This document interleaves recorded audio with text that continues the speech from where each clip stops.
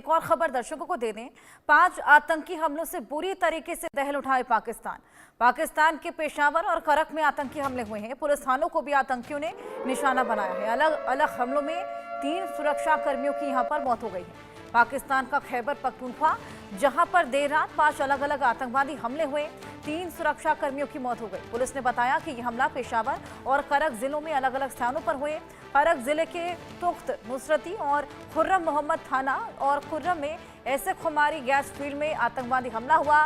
Frontier core यानी कि FC के एक जवान और पुलिस के एक अधिकारी की यहां पर मौत हो गई है। हमले में कोर को एक कर्मी भी घायल हुआ है। पेशावर में आतंकियों में मछली गेट और खजाना थानों पर गोलीबारी की। मछली गेट हमले में पुलिस के एक अधिकारी की मौत हो गई है। और आपको बताएं, सुरक्षा बलों ने हालांकि तुरंत जवाबी कार्रवाई करते हुए आतंकियों को खदेड़ दिया, लेकिन वारसाक संभाग के पुलिस अधिकारी मौके पर पहुंचे, जांच शुरू की। करक के डीपीओ शहबाज इलाही ने यह भी बताया है कि करक में 2 थानों पर आतंकी हमलों को सफलतापूर्वक नाकाम कर दिया गया है और आतंकियों ने भारी हथियारों का इस्तेमाल करते हुए यहां पर खुर्रम थाने और तख्त नुसरती थाने को निशाना बनाया था। इससे पहले भी हमने देखा बलूचिस्तान में सेना के काफिले पर बेहद बड़ा हमला हुआ था। ऐसे में लगातार पाकिस्तान में आतंकी गतिविधियां बढ़ती चली जा रही हैं। लगातार हमले यहां पर देखने को मिल रहे हैं। पेशावर और करक में यह आतंकी हमला हुआ, थानों को यहां पर निशाना बनाया गया है। अजय, आपके पास मैं वापस आऊंगी। जिस तरीके से लगातार हमले हम देख रहे हैं पाकिस्तान में आए दिन देखने को मिल रहे हैं और पाकिस्तान इससे पूरी तरीके से दहल उठा है।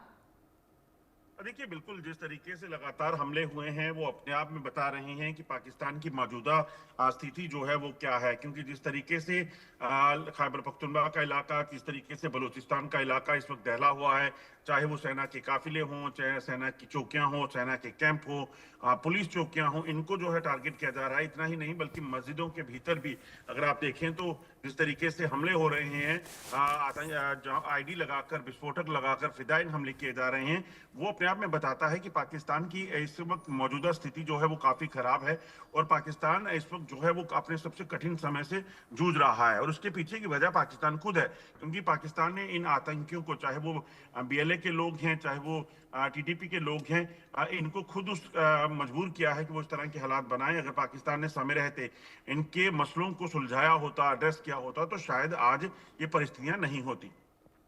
बिल्कुल अजय, जिस तरीके से कहा जाता है पाकिस्तान ने जिस तरीके से आतंकवाद को पनाह दी, अब वही आतंकवाद उनको खाने को दौड़ रहा है। कभी ट्रेन हाईजैक हो जाती है, कभी मस्जिदों को निशाना बनाया जा रहा है, कभी मदरसों को निशाना बनाया जा रहा है। आम जनता इसमें हमेशा पिसती हुई नजर आती है। क्या लगता है किस टाइम फ्रेम में नॉर्मलसी के टुवर्ड्स हमें पाकिस्तान जाता हुआ दिखेगा? कब तक वहां पर स्थिति थोड़ी सी ठीक हो जाएगी? क्योंकि हम देख रहे हैं दिन पर दिन हालात वहां पर बदतर ही होते चले जा रहे हैं। देखिए, अगर आप एक जो पिछले कुछ समय को देखें तो पाकिस्तान ने जो है वो कहा था कि हम टीटीपी के खिलाफ और बीएलए के खिलाफ एक बड़ा ऑपरेशन शुरू कर रहे हैं। पाकिस्तानी सेना ने कहा था ये मिलिट्री ऑपरेशन रहेगा, जिसमें उनकी मंशा जो है वो पाकिस्तान में मौजूद बीएलए के लोगों को, टीटीपी के जो ठिकाने हैं उनको ध्वस्त करने की है, उस पूरे नेटवर्क को उखाड़ने फेंकने की है। मगर उसमें रिजल्ट कुछ नहीं निकले। उल्टा टीटीपी और बीएलए ने अपने हमलों को तेज किया और पाकिस्तानी सेना को काफी नुकसान उठाना पड़ा। अभी ताजा जो बस पे हमला हुआ है, जिसमें बलूचिस्तान में कई लोग जो है मारे गए हैं, उसके बाद कल पाकिस्तानी सेना ने जो है वो टीटीपी के खिलाफ ऑपरेशन बद्र शुरू करने की बात की है।